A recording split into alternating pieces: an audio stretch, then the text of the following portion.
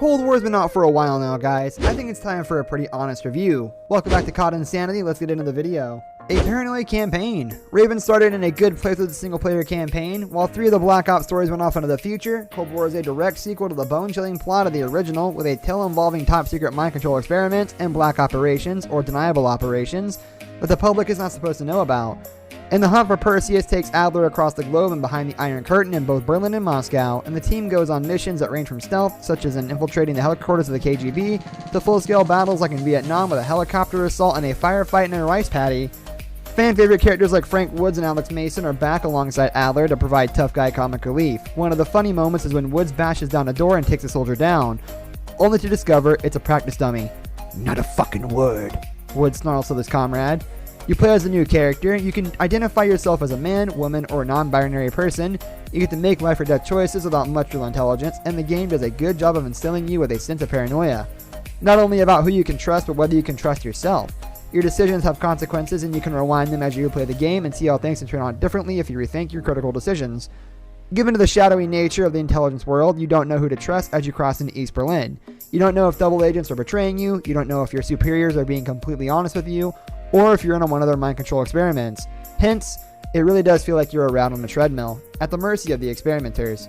In each mission, your job is to collect all the evidence that you can. If you miss a critical piece, you may find it harder or impossible to do later missions. That means you'll have to go back and replay a mission, scouring every inch of the map to make sure you have all the clues.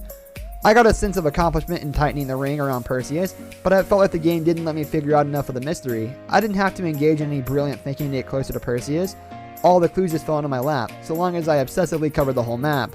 The writing and the characters were top-notch, and that makes it easier to follow this tactic of stretching out what is a fairly short game. Multiplayer maps, and it won't be long before cycling through that small selection leads to repetition.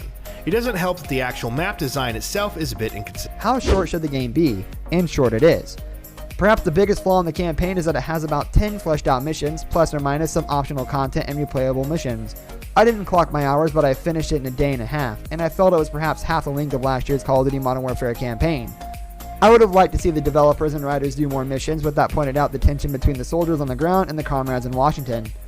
That certainly would have been an interesting storyline that would have pulled Reagan and his commanders deeper into the story. As is, Reagan just makes a cameo. Just when it started picking up momentum, the story came to its final mission.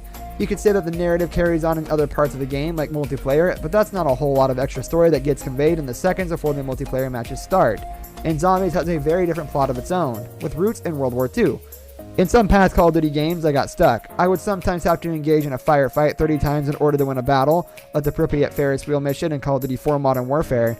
But I didn't fare so badly in this one. In some ways that makes me feel good, but it also isn't challenging enough.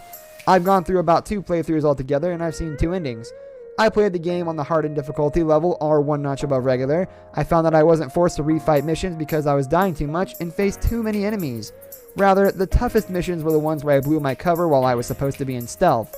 It made me think I should have played the game on level 4 or level 5. I'm replaying the hardest level, Realism Now.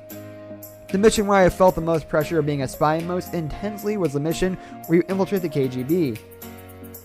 It is so daring that it's unbelievable, and it's easy to make the wrong move and draw too much attention.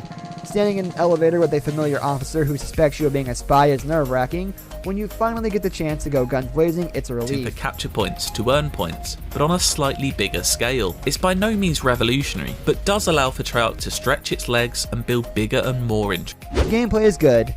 The gunplay is satisfying as no one gets the feel of guns right like the Call of Duty developers. The sniper rifles are hard to master when it comes to aiming, but you get a sense of how difficult it is to keep a bead on a distant target when your breath can throw off the aim. The light machine guns are great for older folks like me who need lots of bullets going at a target quickly to take down a fast-moving enemy.